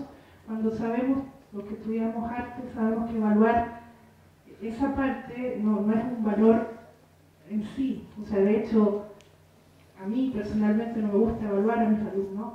Lo hago, pero siempre estoy tratando de buscar la forma que no sea a través de ese sistema. Pero creo que también lo que usted planteó, don Carlos, con relación al colegio, yo pienso que muchos de nuestros colegas de otras asignaturas a veces no conocen mucho de qué forma a ellos también les podría beneficiar la clase de arte. Y de repente, claro, yo conozco muchos que les gusta, pero lo ven desde el punto netamente del valor estético. Entonces yo creo que una forma de poder hacer el cambio, porque yo creo que la voluntad existe en los colegios y que tiene que ver un poco con la UTP, es tal vez poder extrapolar esas 2 horitas y lograr que eso se integrara a las otras asignaturas, para que realmente de alguna manera eso se pudiera complementar con otros colegas que están haciendo, que tienen la misma crisis en el fondo. Primero quería agradecer la experiencia que nos comentó el profesor allá, porque justamente esa experiencia, que podría haber sido una performance hoy día, es la que nos involucra desde nuestros sentidos, desde nuestro corazón, desde lo que somos seres humanos. Y en el colegio un poco nos hemos ido olvidando de eso, y que lo saben los publicistas. Al nosotros involucrarnos emocionalmente con nuestros alumnos en algo que ellos se motiven, ese es el motor para poder desarrollar cualquier cosa. Por lo tanto, nosotros tenemos que, antes de empezar a enseñar, conocer a nuestros alumnos, conocer sus contextos, saber qué es lo que les motiva, qué es lo que les problema, qué es lo que les preocupa, conocerlos a ellos, y a partir de ellos mismos, dejándolos hablar, que nos cuenten, proponer las temáticas que vamos a desarrollar. Porque ellos, cuando hacen algo que a ellos les interesa, pueden desarrollarlo todo, en 2 horas, en menos tiempo. Lo importante hoy en día es dialogar con ellos y que propongan. O nosotros les podemos proponer temáticas y que ellos las vayan generando, pero tienen que salir de los mismos alumnos. En el arte es importante que ellos propongan, a través de su realidad. Si estamos en un colegio vulnerable, que nos cuenten cuáles son sus problemas, cuáles son sus vivencias. Y a través de eso empezar a desarrollar temas que son los mismos temas que hablamos acá, generalmente, ¿ya? Hoy día estamos llenos de migración, ¿no es cierto? Hay muchas culturas que se están cruzando, son temas importantes que están ocurriendo en muchos colegios. La violencia, el otro día mataron, lo dije acá, a un joven homosexual, ese tipo, o cuando hay bullying, ellos van proponiendo. Generalmente cuando se deja hacer cosas de cine con ellos van proponiendo sus temáticas, y generalmente salen las drogas, los embarazos, el bullying, todos los temas que a ellos les preocupan. Entonces, motivo fuerte es dejarlos escuchar, que ellos hablen, dialogar con ellos, conocerlos. El primer punto de partida sería el punto para empezar a trabajar con ellos, dejarlos hablar. A lo mejor quizás una clase para puro destinar saber conocerlos y saber qué es un diagnóstico, qué es lo que a ellos les interesa. Y ese sería nuestro punto de partida para planificarlo. Yo sé que puede que la escuela tenga un programa, ¿cierto?, que es el del ministerio, pero nosotros podemos ir proponiendo temas en torno a eso. Por ejemplo, la máscara, ¿no es cierto?, en arte. Podemos hacer que la máscara sea más que una máscara, una reproducción. Podemos hacer que haya una reflexión detrás de la máscara. ¿Por qué antes habían poderes que se querían interpretar a través de esta máscara o funciones religiosas, ¿no es cierto?, y hoy día? ¿Dónde están los poderes? ¿Dónde está nuestra máscara? Hacerlos pensar. Ahí estamos relacionando. Tenemos que moverlos de un lugar a otro porque ellos tienen las capacidades. Ellos están mucho más agilizados que nosotros porque están interactivos, porque ellos son de la generación más media. Entonces ellos son capaces, si los pasamos rápidamente a un lugar de la historia y luego lo hacemos reflexionar y que se sitúen en el hoy. ¿Qué pasa con esa máscara hoy? ¿Dónde se fue el poder de la máscara hoy? Y hacer lo que analicen. Está bien como la sociedad hoy día ve la educación, que conversemos, pero hay que enseñar fundamentalmente a partir de que no estamos acostumbrados a dialogar, que tiene que haber respeto de escuchar lo que tú opinas, y entre todos armar una idea en conjunta. Es importante el trabajo colaborativo hoy en día en el arte. Trabajar todos en conjunto y llegar a consensuar, porque se van a producir tensiones.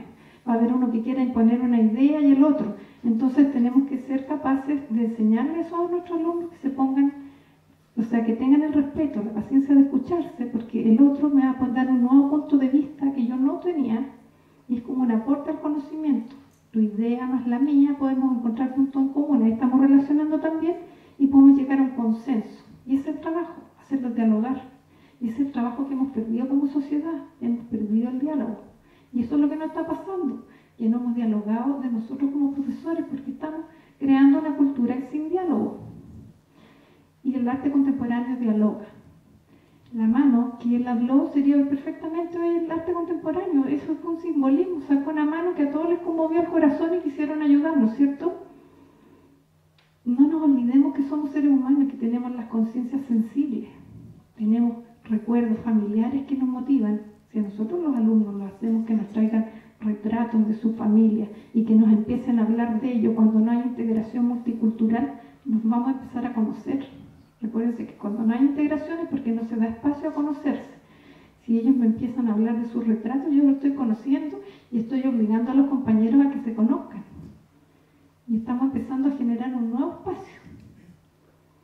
Entonces podemos empezar a dialogar en eso, pero siempre hay que marcar el respeto, de conocer, de dejar que el otro me diga lo que piensa y yo también, y empecemos a dialogar. Se puede. Y tenemos que considerar eso, que somos seres sensibles, que tenemos emociones, tenemos recuerdos de olores, que a lo mejor vamos a sentir un olor a quiquito y vamos a decir, el quiquito que me hacía mi abuelita. Tenemos memorias en el cuerpo y esas memorias nos pueden asociar. Si a los niños los llevamos a pasear al mercado, van a sentir malos olores, ¿no es cierto? Y podemos empezar a reflexionar con ellos, porque aquí hay malos olores, ¿ya? Porque a lo mejor no es muy limpio, porque no hay recursos. Y si vamos a Las Condes, a lo mejor también hay olores. ¿No? ¿Y por qué? Empezar a hacerlo reflexionar, ¿por qué? ¿Ya? O distintas situaciones que involucren nuestros sentidos y que nos hagan pensar en nuestra realidad. Involucrar.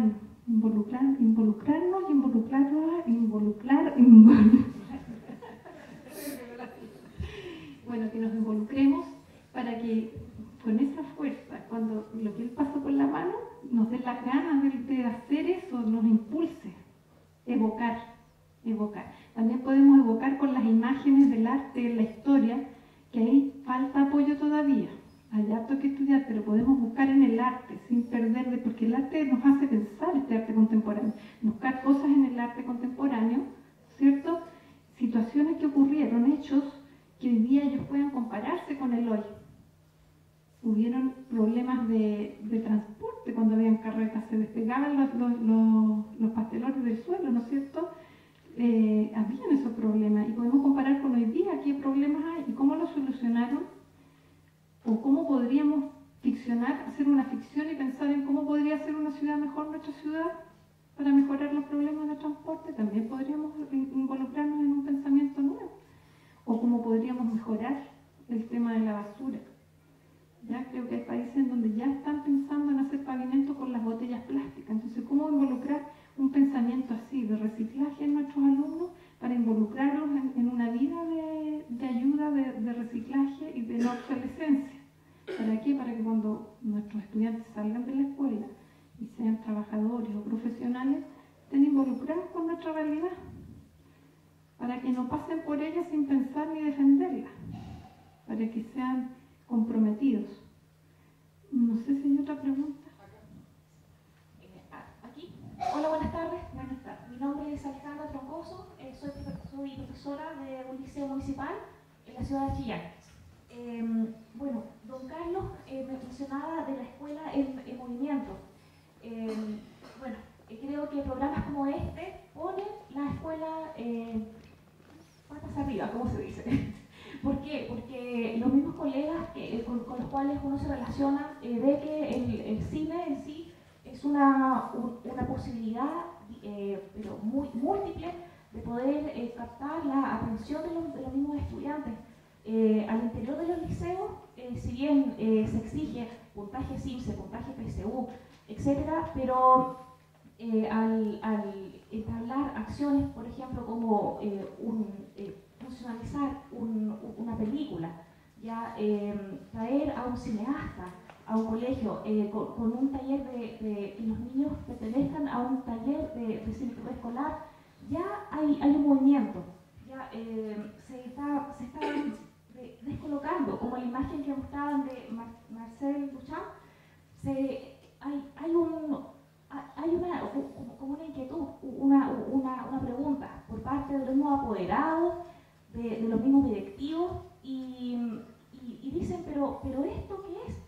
Y se cuestionan. Creo que todos los que estamos acá con los colegas creemos y soñamos como un Quijote de que podemos hacer un cambio con estrategias dinámicas, aprendizaje más significativo, un pensamiento crítico en los estudiantes gracias al cine.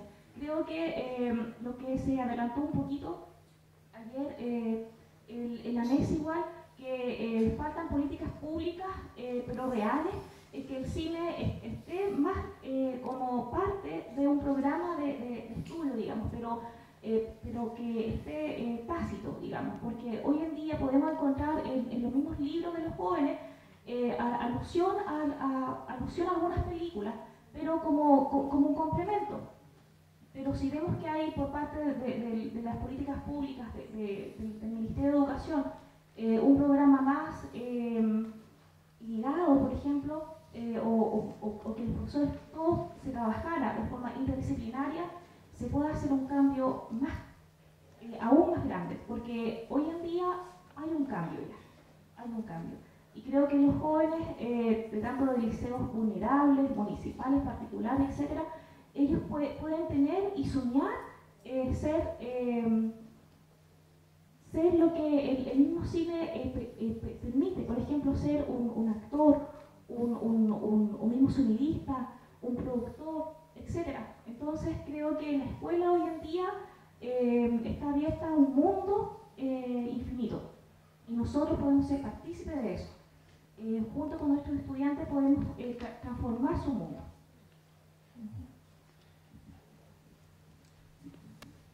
Profesor, quería hacerle una pregunta. Ya que la escuela se ha convertido en una mera herramienta de este sistema hegemónico imperante y que el Estado no quiere modificar, al contrario, al parecer con su reflexión quiere potenciar esa función, ¿cree usted que estas escuelas libres o este tipo de educación un poco más alternativa pueden ser como una herramienta transformadora de la sociedad? Dos cositas para aclarar. El ejercicio crítico de hacer esta especie de escena un tanto dramática de la educación no es porque yo no crea que este es un espacio de profunda transformación. porque creo que es un espacio de profunda transformación. Y por eso es que se lo ata a que no cumpla esa finalidad.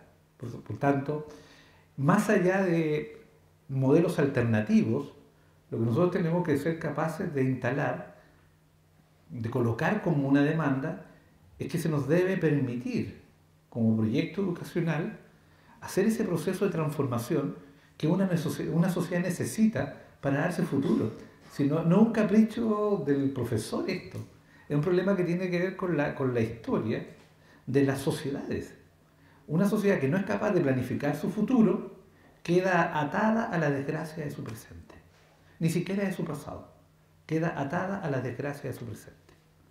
Porque sencillamente lo que hace es repetir el modelo que no puede más que sencillamente obedecer. No puede imaginar otra tarea. Entonces, en ese plano, efectivamente la educación transforma el horizonte de sentido del estudiante, del profesor y de la comunidad que recibe esa especie de contrato pedagógico que está fundado en una promesa. Si la educación es una promesa, es la promesa de que podemos transformar el presente. Pero transformar el presente significa lograr que tanto los estudiantes como nosotros, como la sociedad, entienda que puede tener otro presente. Y ese es un problema que hoy día, de alguna manera, nos tensiona. Por eso que yo creo que no solamente el cine, sino que deberíamos insistir de manera cada vez más categórica en que la educación artística no es una disciplina marginal. La formación estética hoy día no significa tener la capacidad de apreciar sensiblemente lo bello.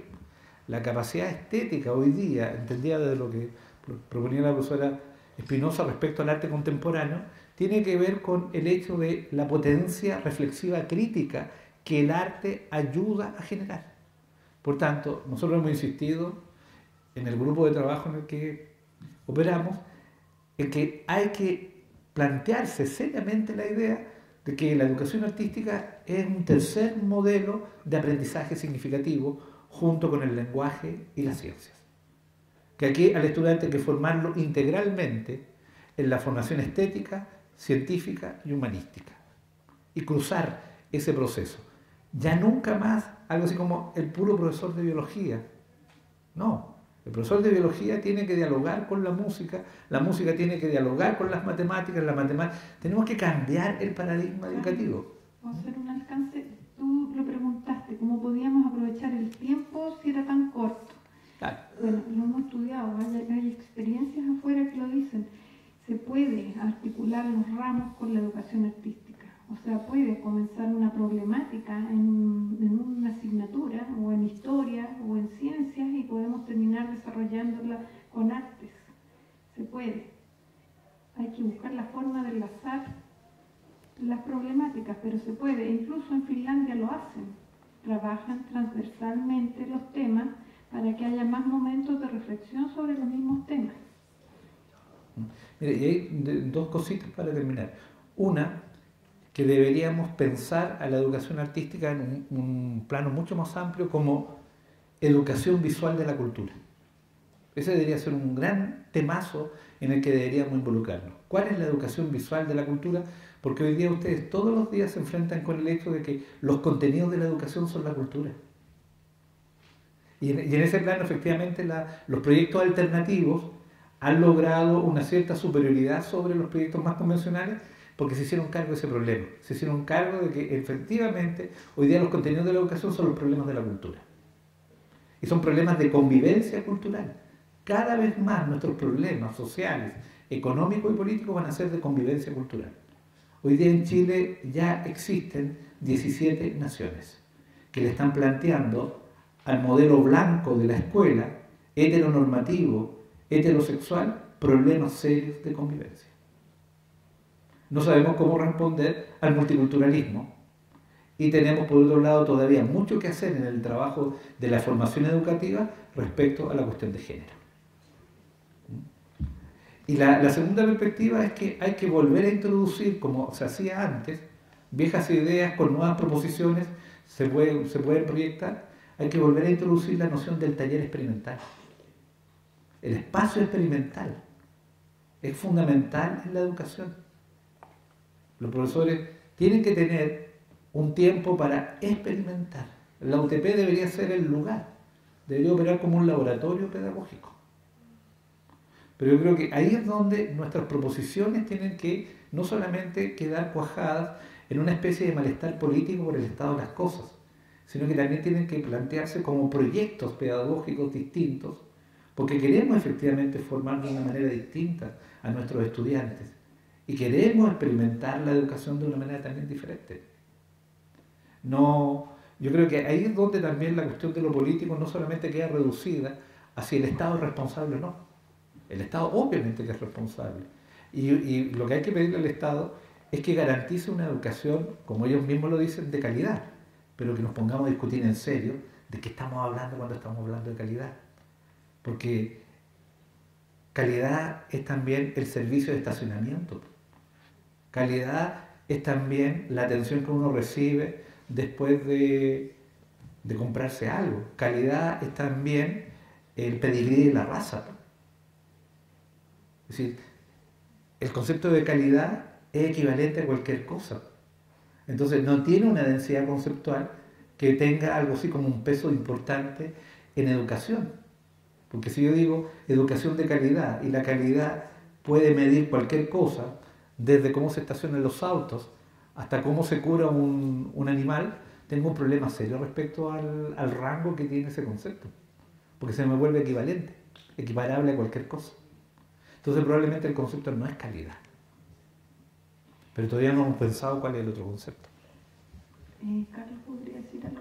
Diga todo lo que también me preguntaste tú sobre las evaluaciones, ¿no es cierto?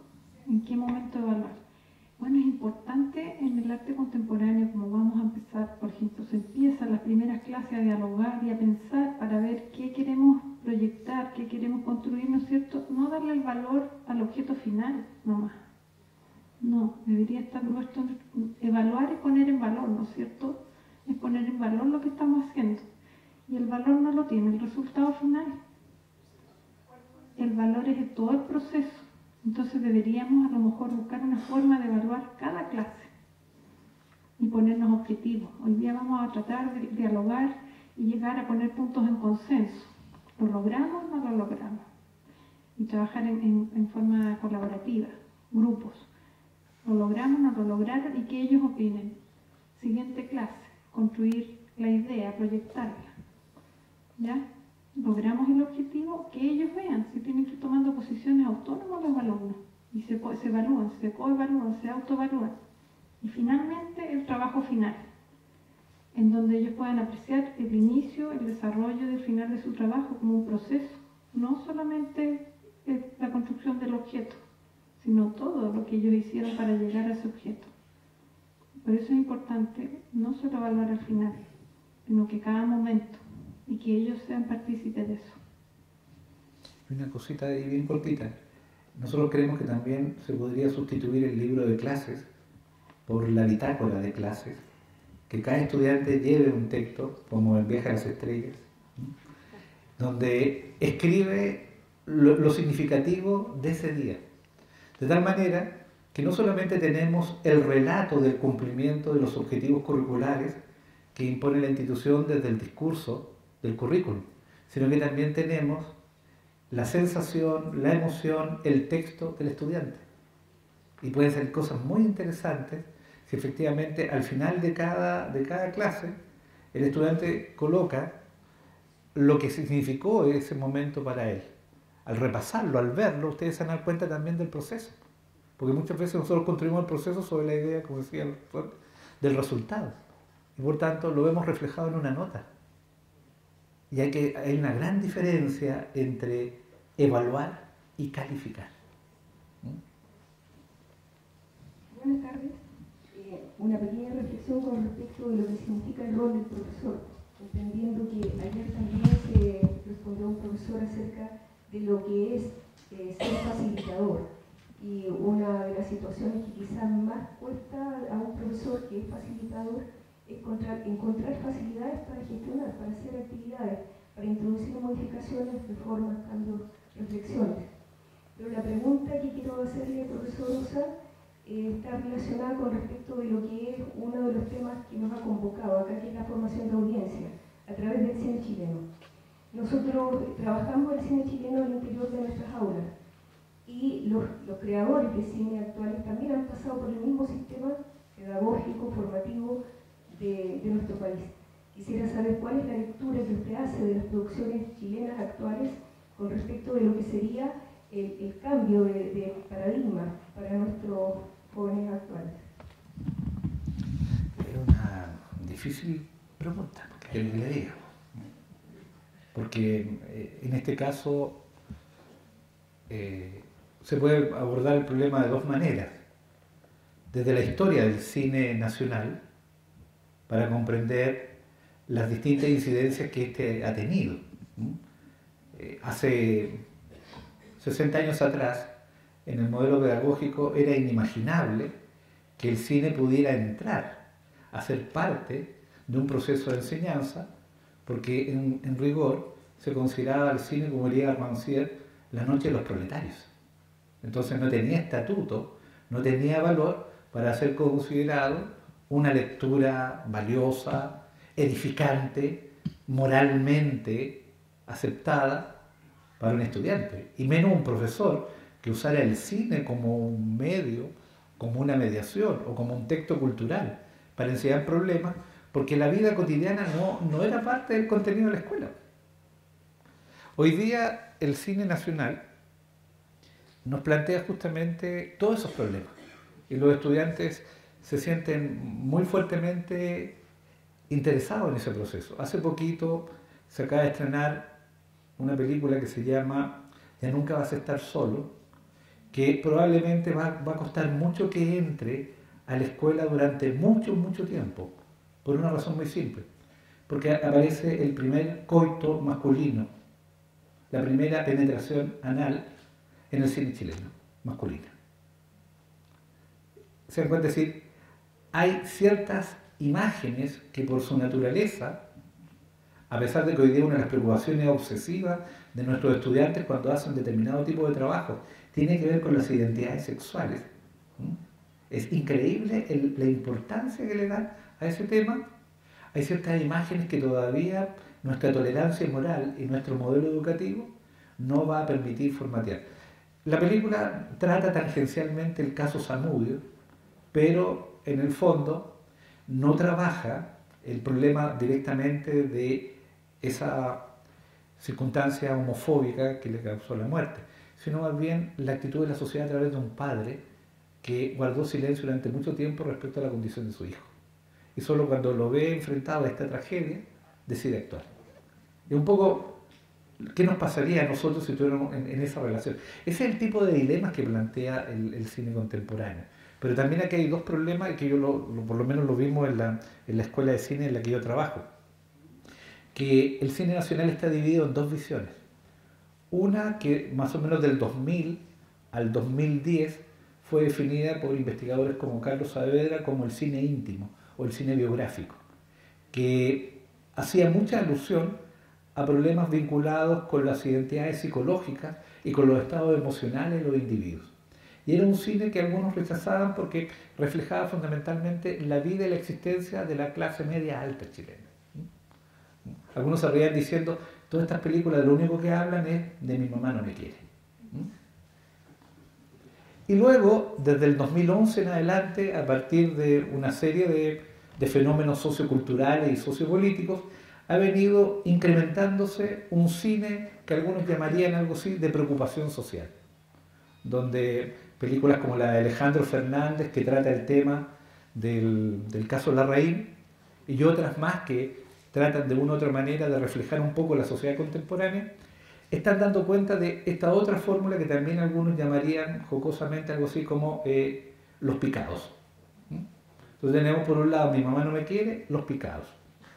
Y entre medio la sensación de que estamos atravesando por un gran malestar que no tiene un lenguaje claro a través del cual expresar su sentido. Pero no un malestar por carencia, es un malestar por un tipo de satisfacción que parece que no nos otorga la posibilidad de sentirnos bien con lo que hemos con lo que tenemos y a lo que hemos accedido. Se trata de una especie como de malestar de la abundancia.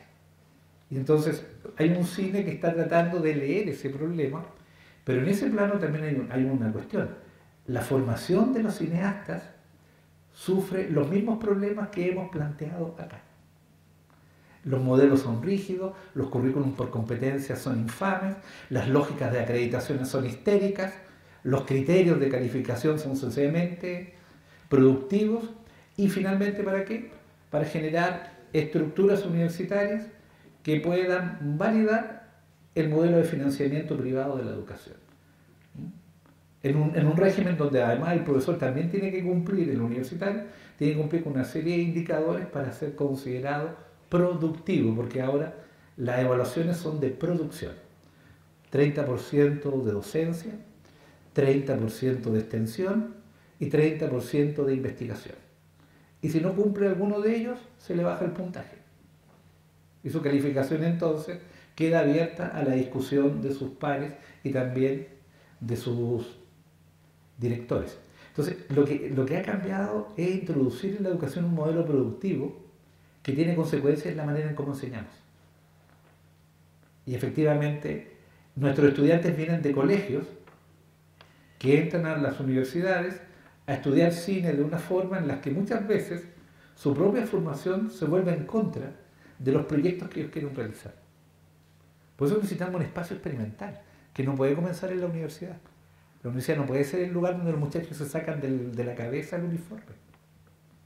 Tiene que comenzar antes, tiene que comenzar en la escuela. La escuela tiene que ser el espacio experimental. Y en ese plano yo insisto que una educación visual de la cultura es probablemente un proyecto que nos plantea una idea diferente en términos de una didácticas integradas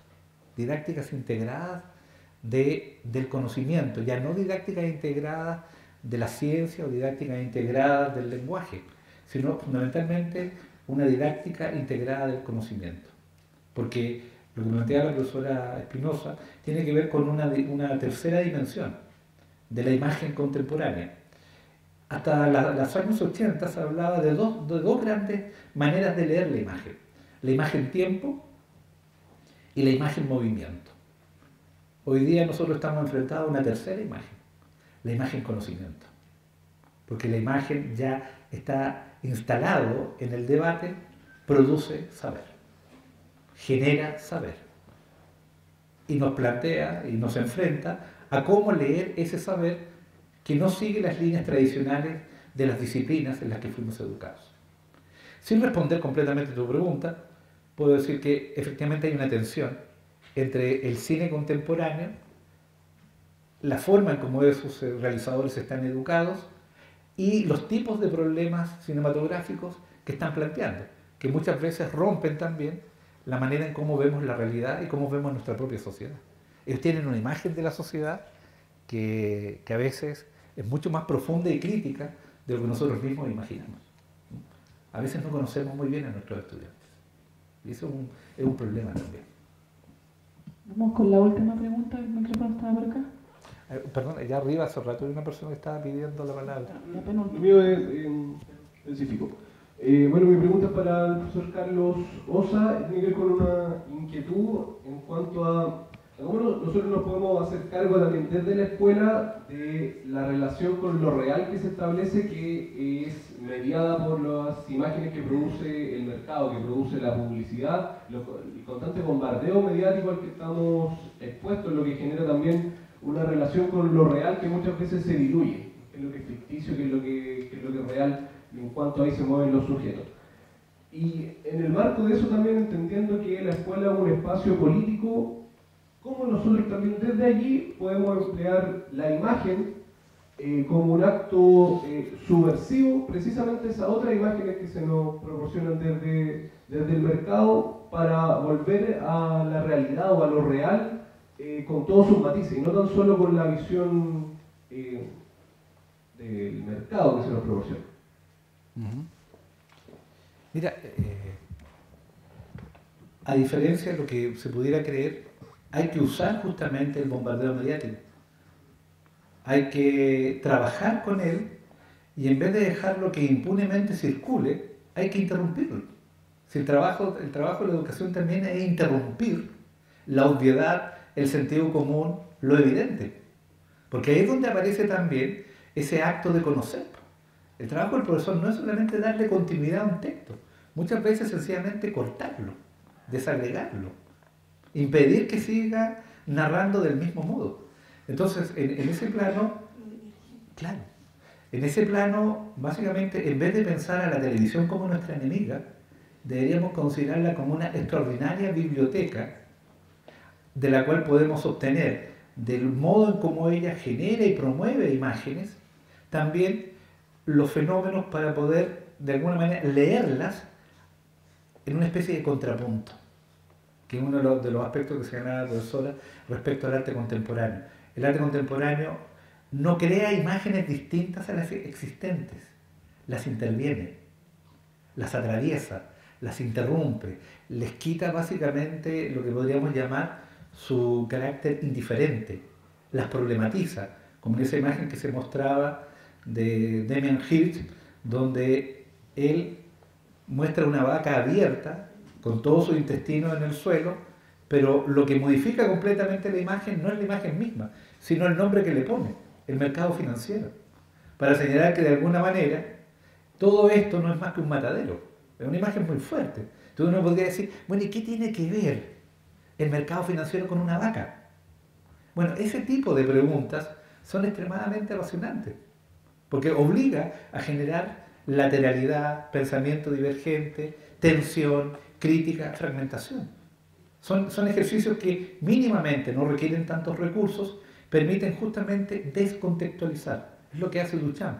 El arte moderno y particularmente el contemporáneo tiene como tarea descontextualizar los significados y reconceptualizarlos, resignificarlos y criticarlos. Es decir, cada término significa algo más. Siempre puede significar algo más.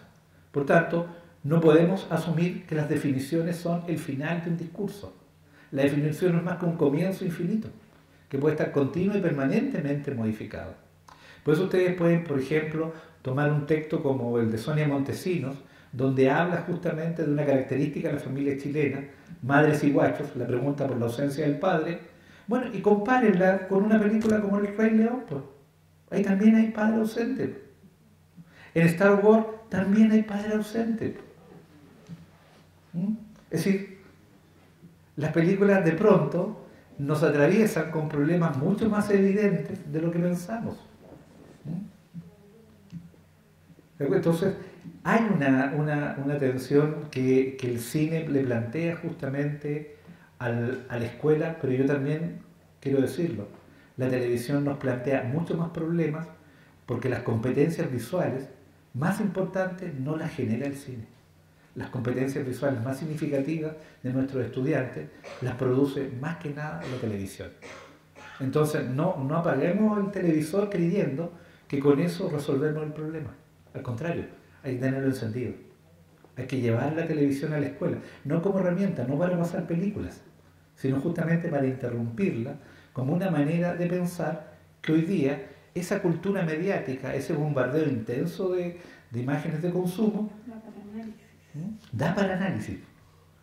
No asumamos una actitud moral con ella. No, eso es pura basura. No, son las imágenes de nuestro análisis.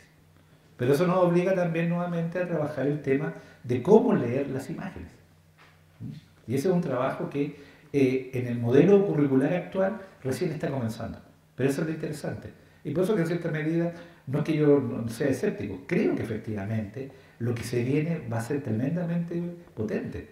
Pero requiere que efectivamente hagamos un esfuerzo por instalar el análisis visual en la escuela, no como un elemento auxiliar, como una técnica o como una metodología, sino que como un problema formativo. Es decir, hoy día formar a un estudiante es también que aprenda a leer imágenes, pero también hay que formar a los profesores para que aprendan a enseñar cómo aprender a leer esas imágenes. Y en cierta medida, la pedagogía universitaria, de la que venimos muchos de nosotros, no ha hecho eso. Nos ha seguido instalando en el currículum ilustrado del puro texto y de la planificación.